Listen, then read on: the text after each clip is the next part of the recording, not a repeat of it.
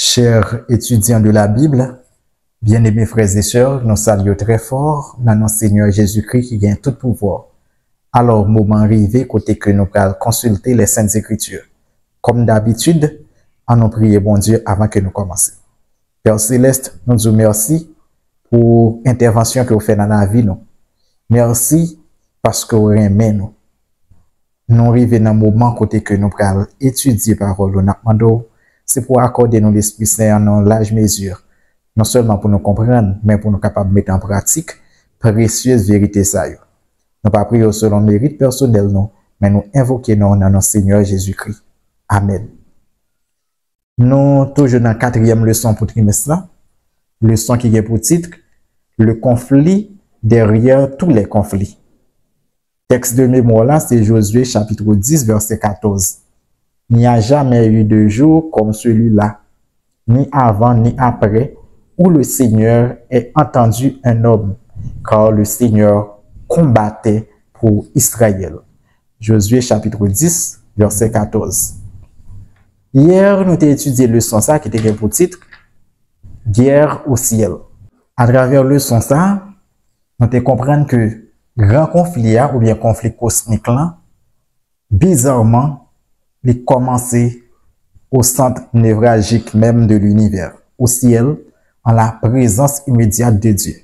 Côté que Lucifer, un ange, le chérubin protecteur qui occupait une position élevée en la présence de Dieu, pour le rebeller contre Dieu, contre le gouvernement de Dieu. Et conflit ça, nous voyons que il fait rage à travers des siècles. Côté que puissance maléfique, yo caché derrière les rois de la terre, derrière les grands de ce monde, côté que yo utilisé comme instrument dans Satan utilisé comme instrument dans la lutte contre Jésus-Christ et ses disciples. C'est ça que nous avons avec le roi, le prince de Tyr, selon Ézéchiel 28 verset 2. Mais pourtant, les nous arrivons dans 11e verset, texte à parler du roi de Tyr. Et selon toute description que nous jouons dans Ézéchiel 28 là, nous le roi de Tyr, il n'est pas l'autre que ce chérubin protecteur aux ailes déployées, selon texte qui était en présence, mon Dieu, qui va le rebeller contre Dieu. Isaïe au Libanon lieu concernant et chute Lucifer là, la rébellion de Lucifer et Apocalypse tout, il va avoir nos conséquences rébellion ça qui peut conduire à une bataille dans ce ciel là et finalement Satan peut le précipiter avec violence sur la planète Terre. Ça veut dire, chers étudiants de la Bible, nous-mêmes en tant que chrétiens, nous supposons gagner un regard cosmique. Un regard cosmique pour nous pas ouais même gens avec les hommes, mais nous, pour nous capables de plus loin parce que nous engagés dans une lutte cosmique. Je dis, c'est le Seigneur est un guerrier. À travers le son ça, nous parlons comment que Dieu lui-même est entré dans la bataille, comment que Dieu lui-même la bataille contre les puissances maléfiques, comment que Dieu lui-même la bataille contre le péché, contre le mal. Nous parlons en réalité, même si bon Dieu l'est ligué contre les nations idolâtres qui vivent sur la planète Terre là, en réalité, bataille n'est pas contre l'être humain, mais bataille est contre Satan, contre le mal. Mais tout le monde qui a pratiqué mal, puisque mal là est supposé éradiquer, mal là est supposé finalement extirper, eh bien, bon Dieu lui-même, il va gagner l'autre choix, après toute patience que lui prend, il va gagner l'autre choix pour capable effacer mal là, pour capable briser, bouler ni racine, ni rameau. On nous lit ensemble avec moi Exode chapitre 2, verset 23, il vient dans verset 25, et ensuite nous lit Exode 12, verset 12, 13, pour nous culminer avec Exode 15, verset 3, il vient dans verset 11. Exode 2, verset 23 à 25. Longtemps après, le roi d'Égypte mourut, et les enfants d'Israël gémissaient encore sous la servitude, et poussaient des cris. Ces cris que leur arrachait la servitude montèrent jusqu'à Dieu. Dieu entendit leur gémissement et se souvint de son alliance avec Abraham, Isaac et Jacob. Dieu regarda les enfants d'Israël et il en eut compassion. Appelons un deuxième texte, c'est Exode 12, verset 12. Exode 12, verset 12. Cette nuit-là, je passerai dans le pays d'Égypte et je frapperai tous les premiers-nés du pays d'Égypte, depuis les hommes jusqu'aux animaux. Et j'exercerai mes jugements contre les dieux de l'Égypte. Maintenant, Exode chapitre 15, verset 3, arrivé dans verset 11. L'Éternel est un vaillant guerrier. L'Éternel est son nom. Il a lancé dans la mer les chars de Pharaon et son armée. Ses combattants d'élite ont été engloutis dans la mer Rouge. Les flots les ont couverts. Ils sont descendus au fond des eaux comme une pierre. Ta droite, ô Éternel, a signalé sa force. Ta droite, ô Éternel, a écrasé l'ennemi. Par la grandeur de ta majesté, tu renverses tes adversaires. Tu déchaînes ta colère. Elle les consume comme du chaume. Au souffle de tes narines, les eaux se sont amoncelées. Les courants se sont dressés comme une muraille. Les flots se sont durcis au milieu de la mer. L'ennemi disait, je poursuivrai, j'atteindrai, je partagerai le butin. Ma vengeance sera assouvie. Je tirerai l'épée, ma main les détruira. Tu as soufflé de ton haleine, la mer les a couverts. Ils se sont enfoncés comme du plomb dans la profondeur des eaux. Qui est comme toi parmi les dieux, ô Éternel? Qui est comme toi, magnifique, en sainteté, digne de louange? Opérant des prodiges. Nous sommes pour vous, Exode, chapitre 15, verset 3, arrivé dans verset 11. Maintenant, nous allons faire des commentaires et nous allons aller point par point pour nous capables de développer le son matin. Le Seigneur est un guerrier. Premièrement, nous avons côté que Israël lui-même est gémi sous ces embajous de servitude là. Israël, pendant qu'il t'a gémi, il criait à Dieu et bon Dieu l'étendait cri cœur. Nous voyons que Israël, il passe en pile temps en Égypte, côté que il vient même oublier bon Dieu ça que ancêtre t'a servi. Et nous avons plusieurs textes qui pourraient montrer nous ça, surtout dans marche Israël dans le désert là, côté que Israël vraiment il était perdu la connaissance du vrai Dieu, du Dieu d'Abraham, Isaac et Jacob. OK? Côté que il était intégré il était des éléments païens qui intégrés dans la pratique religieuse. Bien, opprimé par les Égyptiens, Jacques nous dit tout à l'heure, ils ont crié vers Dieu.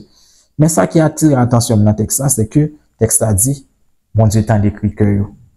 Et bon Dieu, il a compassion pour eux. Malgré leur désobéissance, malgré que yo été enfoncé dans l'idolâtrie, eh bien Dieu va avoir compassion pour eux. Nous voyons que c'est pas œuvre nous qui fait compassion, bon Dieu manifesté. C'est pas œuvre nous qui fait que bon Dieu lui remet nous. OK? Certainement, si nous continuons, tout le monde qui continue dans le mal, ça qu'a privé, c'est ça qui est arrivé Canadien yo. Mais nous, Dieu lui a miséricorde, lui a compassion, même lorsque nous dans les profondeurs de la fosse. Nous, Israël relé, le texte a souligné, il dit, Dieu en eut compassion. Thème compassion, ça, surtout, le regarder dans la Bible hébraïque là, il montre, c'est un l'amour qui sortit dans les entrailles. Lorsque le peuple a lui-même la passé misère, c'est ses entrailles, bon Dieu, qui a arraché. Parce que le peuple a lui-même a traversé des moments difficiles. De la même manière, nous-mêmes qui avons traversé des moments difficiles, eh bien, bon Dieu, il a compassion pour nous. Lorsque nous crions, même si que nous pouvons jouer une réponse, eh bien, songez que quand le malheureux crie, l'Éternel entend. Et lorsque l'Éternel entendait, c'est pas un temps des passifs, c'est pas un temps de côté que il était bras croisés, mais certainement, il pas intervenu. Deuxièmement, nous saute les Exode 12 là, côté que Dieu lui-même, dans le moment de célébration, Pâques là, après Pâques là, il dit que la passé, la frappé Égypte. Et texte a mentionné que Dieu a frappé, l'a exercé jugement li, pas contre Pharaon seulement, mais contre les dieux de l'Égypte. Pour qui ça que texte a mentionné jugement bon Dieu contre les dieux de l'Égypte? Eh bien, dans l'époque ça, lorsque deux nations en guerre, eh bien, selon idéologie guerrière là, dans Proche-Orient ancien, mais conflit n'est pas concerné peuple seulement. Conflit c'est un conflit entre leurs dieux respectifs que liés. Et comme si m't'a bataille ça c'est une bataille qui concernait l'Éternel avec Dieu égyptien. C'est comme ça ça était à l'époque. Démons ça qui cachaient des puissances d'oppression avec système social égyptien longtemps qui était injuste là. Eh bien, c'est contre eux-mêmes que Dieu lui-même est à bataille. Dans le dernier livre dans la Bible, dans l'Apocalypse, soit au 16e chapitre, nous allons voir les rois de la terre, les esprits de démons qui vont aller vers les rois de la terre dans la dernière grande bataille. Là. OK? Pour capable de bataille contre le Tout-Puissant. Nous allons voir les rois de la terre vont lier contre le Christ et ses disciples. Mais le texte montre nous que il y a des puissances paranormales qui à l'œuvre, des esprits de démons qui vont vers les rois de la terre pour capable rassembler pour la dernière grande bataille. Eh bien, c'est pas seulement dans l'Apocalypse, c'est depuis dans l'Antiquité, ça comme ça. Puissance maléfique, Satan, premièrement, Jacques Nterelier là, d'utiliser les rois, les grands, les potentats de ce monde pour capable bataille contre le Christ. Et Dieu lui-même, lorsqu'il est en bataille, Jacques nous dit là, il pas bataille contre la chair et le sang. Et ça fait les dit nous, tous nous-mêmes dans Éphésiens, nous pas bataille contre l'être humain, la chair et le sang, mais la bataille contre les puissances maléfiques dans les lieux célestes. OK? Et Dieu lui-même bataille la menéant, Jean que nous te dit ça au commencement, c'est une bataille contre le péché. OK? Ça nous, bataille nous, côté Dieu t'a mené, il détruit les habitants de Canaan. C'est un séquel, c'est un petit crasse dans la bataille là. OK? Qui va atteindre paroxysme à la croix, qui va prendre une dimension à la croix, et finalement, pour bataille, ça capable aboutir au grand jour du règlement des comptes. Côté que la justice et le caractère d'amour de Dieu pour le réhabiliter.